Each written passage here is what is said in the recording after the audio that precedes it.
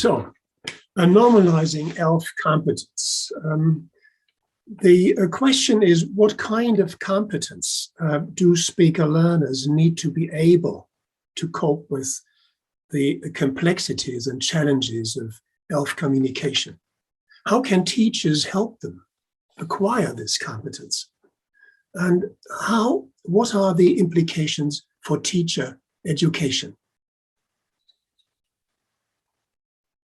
Let us start with ELF complexity. ELF researchers may disagree about many things, but I feel they all kind of agree on the complexity of ELF with its rich variation, its heterogeneous diversity, its strategic creativity, and its transsemiotic fluidity. It is no wonder, thus, that ELF has been readily embraced by complexity theory, with its focus on complex, dynamic, nonlinear, self-organizing, open, emergent, sometimes chaotic, and adaptive systems. And it is no surprise either that the complexity view has been taken on board within ELF. ELF research seems ideally placed to embody the complexities of language and thereby contribute to our growing understanding of language and communication in a more holistic way. And if you have any doubts regarding the complexity of ELF, just have a look at the voice corpus in its new 3.0 interface to find out more about it. The implications and challenges for ELF pedagogy beyond ELT, with its focus on standard native speaker English and fragments of communication, seem daunting, but they are also promising. Nikos Sifakis says what ELF users know and how they interact should inform lesson plans, teacher training curricula, textbooks, policies, and assessment procedures in ways that will render the ELT experience richer and deeper and closer to a realistic experience of what has come to be global communication via English. And this is what the ENRICH Project is all about. Complexity, ELF complexity, matters pedagogically. So I propose to take a closer look. Decades ago, my English teacher impressed me with two things: his love for English poetry and his repeated reference to Occam's razor. "Keep it simple, boys," was his message. And since his second subject, in Germany teachers have two subjects, was Latin, he did not spare us with the original pluralitas non est ponenda sine necessitate. Well, can we apply Occam's razor to ELF complexity? I propose to look at what is normal in ELF communication, to what is normal in the sense of what speaker learners are familiar with. This shifts attention from researchers who are studying ELF communication to speaker learners who are actually doing ELF communication. Speaker learners' competence for ELF communication may seem complex when compared to what they focus on in the ELT classroom. But is it complex when compared to what speaker learners are familiar with in their everyday communicative context, in family encounters, conversations among kids, conversations with kids, conversations with friends, with colleagues, to understand the complexity, to understand the competence required for ELF communication. That is my point here. We need to take a normalizing look at how speaker learners manage to be successful in everyday L1 communication. Competence for ELF communication is, in this sense, grounded in competence for ordinary L1 communication. Now, this is not entirely new, of course. And in particular, Henry Widdowson has been talking and writing a lot about these issues and made us aware of the need to look beyond ELF if we want to understand ELF. Before we dive into communication and discourse, let's have a quick look at how we perceive and understand the world around us.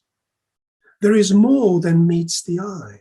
We actually perceive and understand the world by creating a world inside, in our minds and hearts, and through social collaboration. In this picture here, what do you see? You switch between two images. You can see two black faces against a white background, or a white vase against a black background. Normal people, I would argue, cannot see both at the same time. You switch between the two images. But here in this picture, there is no background, there is no foreground. There is not the image of a vase or the image of two faces. You are able to see these things, these images, because of what you have available in your mind in terms of conceptual structures, in terms of what you are interested in terms of what you like or dislike.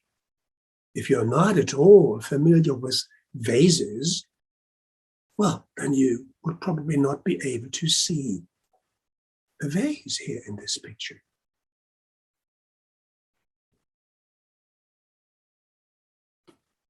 Let's take this inward perspective and look at ordinary L1 communication. I would like to take you through a series of qualities that I feel are essential when we communicate with each other. The first one being trusting one's own creativity. It is essential. As Henry Widdowson pointed out, speaker learners' communicative capability involves being able to learn and use the language not just as a set of fixed conventions to conform to, but as an adaptable resource for making meaning.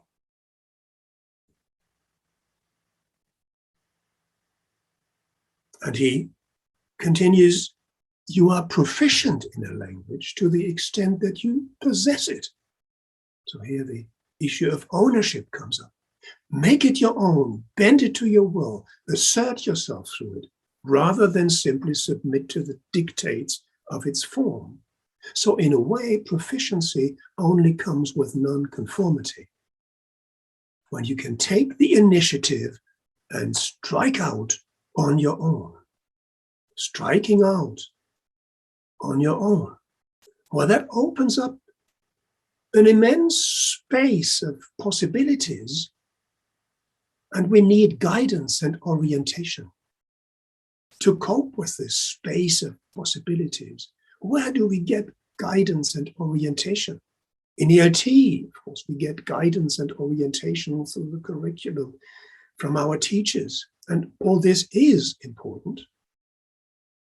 But what is, well, not equally, but I would argue even more important are speaker learners' requirements of communicative and communal success, their own personal requirements of communicative and communal success. Who do they want to be? Well, they want to be able to express intended meanings. Of course, they want to be understood. They want to understand others. But there is more. They want to speak like members of a certain community.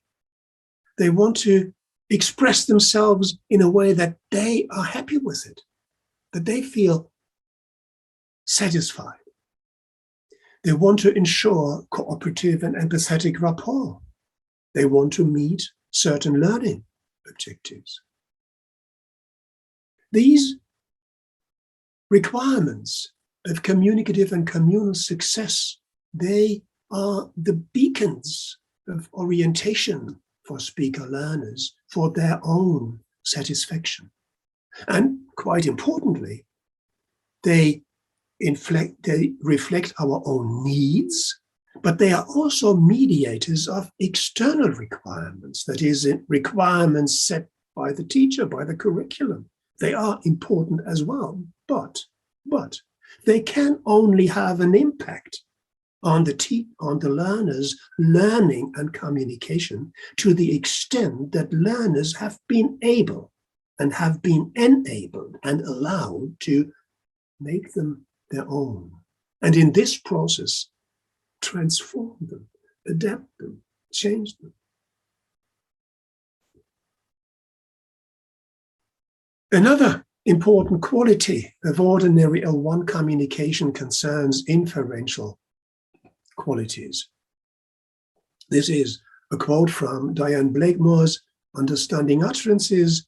Did you enjoy your holiday? The beaches were crowded and the hotel was full of bugs.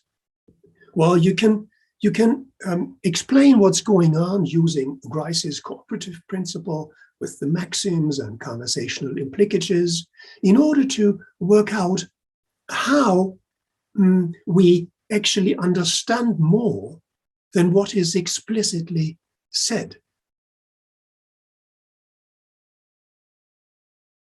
Sperber and Wilson, with their relevance theory, make the distinction between explicatures, explicating the proposition, that is, the beaches, which beaches? The beaches where you stayed during your holiday were crowded with whom? Fishermen, other tourists. And the hotel was full of bugs. Which hotel? The hotel where you stayed, full of bugs. What? Bugs? Like James Bondian bugs, or these little cute animals. So you have to do an awful lot. And based on the explicated, the fully fleshed out proposition, you then arrive at strong or weak implicatures. Well, I liked my holiday, or the speaker liked her holiday or not, and so forth. And maybe weaker, she will not go there again, and things like that. But it's all contextually embedded. If you are very much into spy stories, then you will understand the whole thing quite differently. And it has a comprehension and a production perspective. From the comprehension perspective, we activate our inferential capabilities in order to understand what the speaker intends or might have intended to say.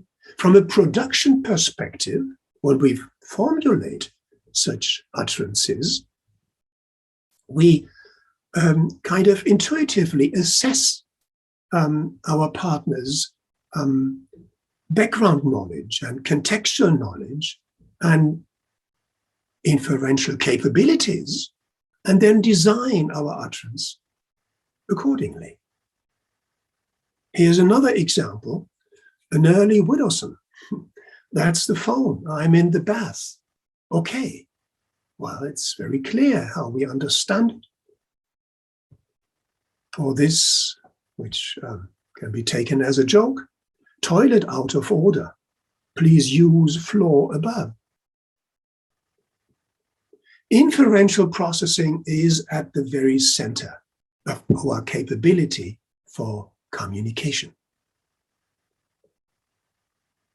And this is nothing advanced. Little children do it from the very first moment.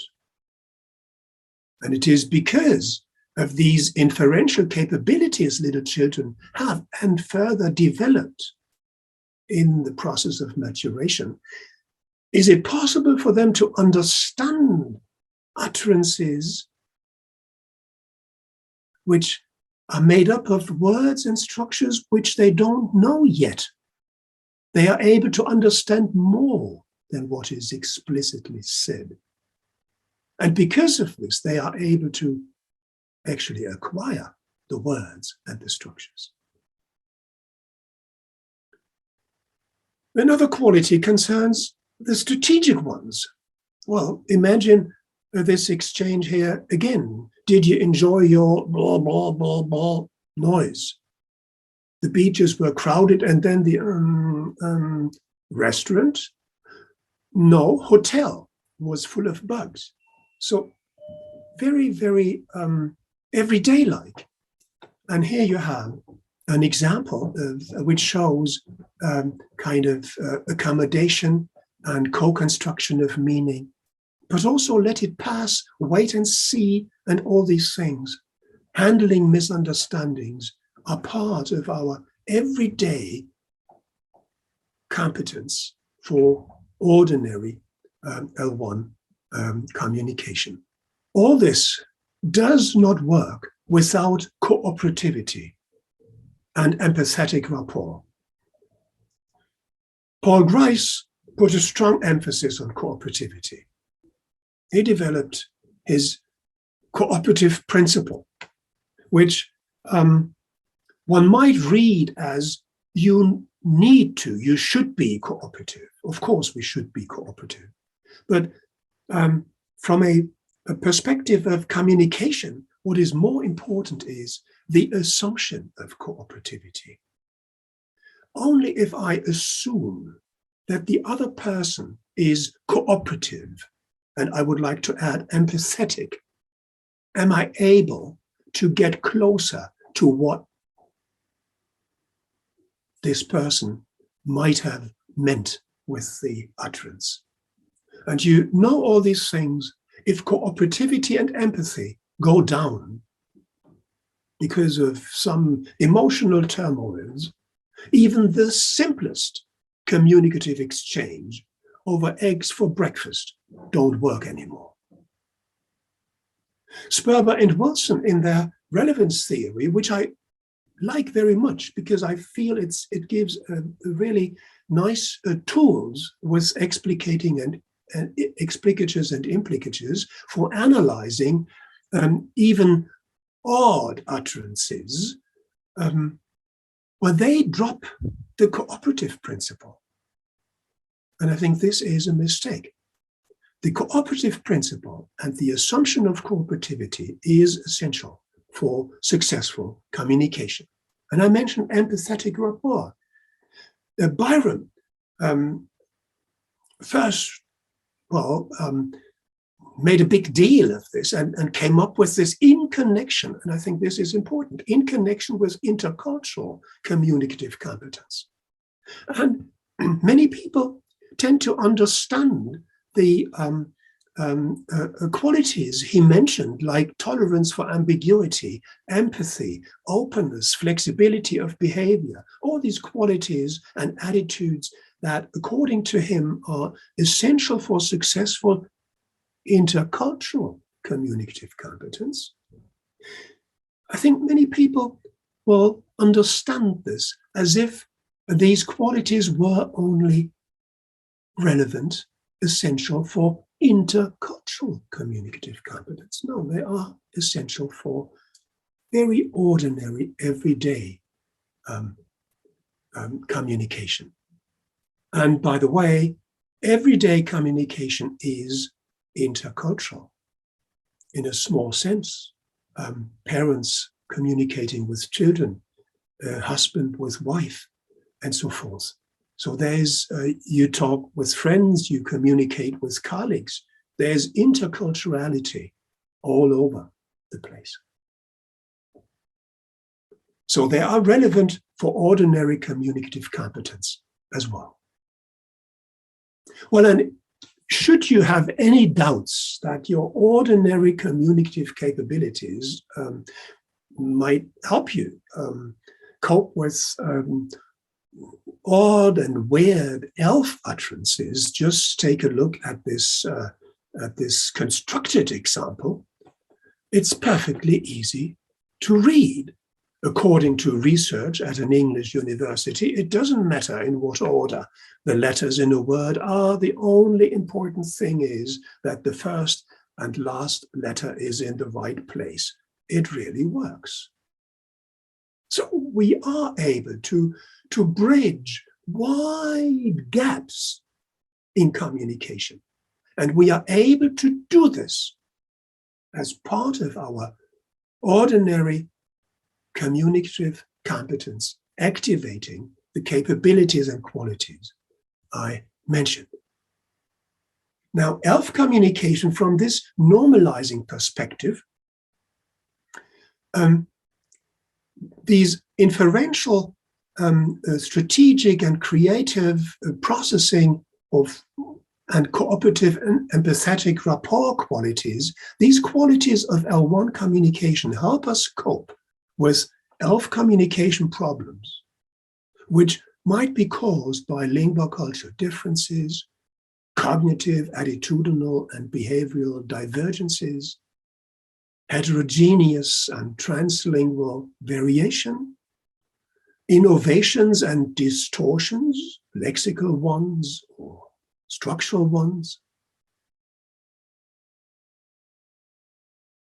But what is important here, again, is this quality of personal requirements of communicative and communal success. Depending on my requirements in an ELF context, in an ELF encounter, depending on my personal requirements, I will communicate differently. I will try to make use of my capabilities in a more extended way or in a simpler way. It depends all on my requirements. It depends on my requirements whether I just want to be understood, that is, intelligibility counts in that case, or if I want more, meaning and form, participation, and in the end, it's all about identity. I'm sure you all are familiar with these situations where you try to communicate something and your interlocutors are enthusiastic and they praise you, well done, and you are not at all satisfied with what you have achieved. And that is because you know your own requirements. Of course, it is not just these ordinary communication qualities. We activate them in a ELF context faced with ELF-specific problems and challenges, and then we engage in adaptation and refinement processes. This is the first pillar, so to speak, I wanted to mention. But just like ELF communication is grounded in ordinary L1 communication, so is teaching for ELF communication grounded in how we acquire languages. The way we understand language learning shapes our understanding of language teaching. More often than not, teachers are torn between the two. There might be innovative teachers aiming for learner autonomy and all these things, but their understanding of how languages are learned, well, might be closer to how we understood language learning in the good old behavioristic times. And it is not necessarily their fault. That's the fault of teacher education. So acquiring the language taught from a social constructivist perspective, speaker learners acquire the language taught by creating their own version of it in their minds, hearts, and behavior. Well, think of the faces and the vases, okay? It all fits together.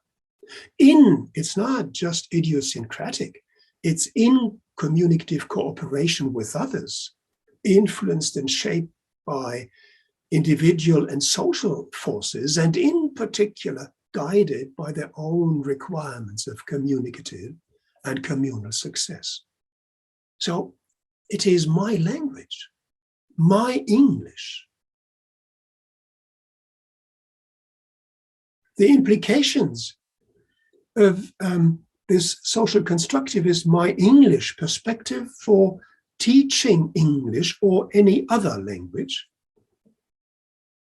are quite interesting. It is, from this perspective, we see that it is necessary to change the ELT approach, namely from a strict quasi-behavioristic copying, cloning, target language orientation. And as I said, teachers might entertain this view deep, deep, deep inside without being aware of it. We need to change this from a strict orientation to an open social constructivist orientation, which provides room for speaker learners to make the target language their own, to aim for speaker satisfaction, guided by their personal requirements of communicative and communal success, and trusting their creativity as emancipated non-native speakers of English. Taking this open orientation for teachers means taking students serious as agents of their own learning. Well, what does all this imply for ELT's standard native speaker English orientation? At this point, I have to quote Barbara Seidelhofer. It is about the language taught. What really matters is that the language taught should engage the learner's reality and activate the learning process. Any kind of language that is taught in order to achieve this effect is appropriate, and this will always be a local decision. Well, with this, I come to the standard native speaker English misunderstanding, about which I wrote the first time in 2011 in English, in German before. The problem, this social constructivist perspective actually supports Barbara's comment and opinion regarding the language taught. The problem, namely, is not choosing standard native speaker English as the target language taught. The true pedagogical challenge concerns what speaker learners are allowed and encouraged and supported to do with it. Respecting speaker learners' personal requirements of success is key. In the end, they should be able to like what they see when they look in the mirror.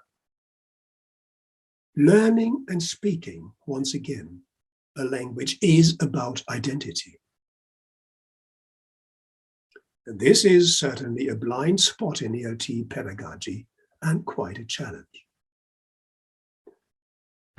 Well, being in Athens today, Heureka seems a fitting quote. Speaker learners' capabilities for ordinary L1 communication and a My English open social constructivist understanding of language learning, these two are the cornerstones of teaching towards ELF competence. And we will do it, I suggest, through pedagogical lingua franca immersion. This is where the pedagogical lingua franca approach comes in, which I see as an ELF extension of communicative language teaching. So as Nikos said earlier, it is very important to see all our endeavors concerning ELF pedagogy as being embedded, firmly embedded within ELF. This pedagogical lingua franca approach is about students of different lingua cultural backgrounds communicating with each other using their shared target language as a pedagogical lingua franca. Why pedagogical? Well, first of all, because it's blended within a pedagogical environment, but also, and this will become clearer later, because a lot of pedagogical mentoring is needed to make it successful. But first of all, it needs to be implemented.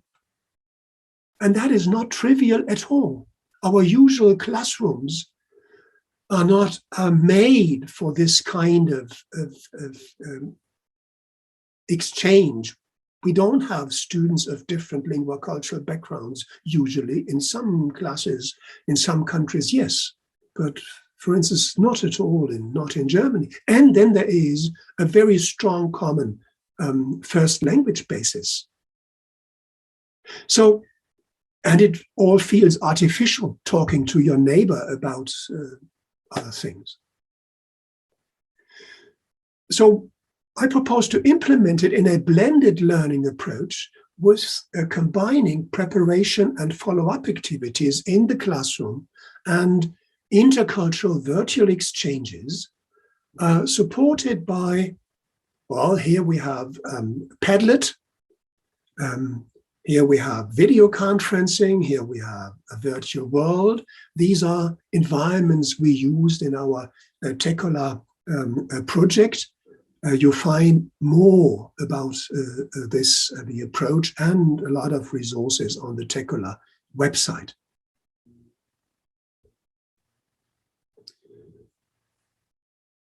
It is beneficial for students to be involved in these things. They feel in the same boat. It's authentic intercultural communication. They collaborate to create a common ground. They notice and explore and negotiate divergences and convergences. They refine their strategic capabilities. They experience and practice their agency, cooperativity, and tolerance for ambiguity, and so forth, all as part of regular class activities. As I said before, it doesn't work on its own. It requires pedagogical mentoring. And here it's not mentoring teachers, but it's teachers mentoring their students. It is, of course, important to help them with the pedagogical organization and technologies and all these things. But then it is important to make students understand and adopt a social constructivist understanding of communication and language learning, and to help them understand that they are responsible in the end and capable of improving their own communicative performance. It is necessary to negotiate requirements of success with them in relation to the situation and partners, and of course in relation to the learning objectives. And it is important to, well, make them understand how important empathetic rapport, cooperation and empathetic rapport are. And one thing, which is a topic in itself, they need to understand the value, the pedagogical value of what I would call augmented communication monitoring. And that is, well, that is another story. English teacher education. What are the implications of all this for teacher education? Of course, there's raising awareness about ELF communication and ELF competence. Then we need to help teachers embrace a social constructivist My English perspective. And closely related, linked to this, to adopt an open teaching approach with room for speaker-learner emancipation. And this is not at all trivial in everyday teaching practices.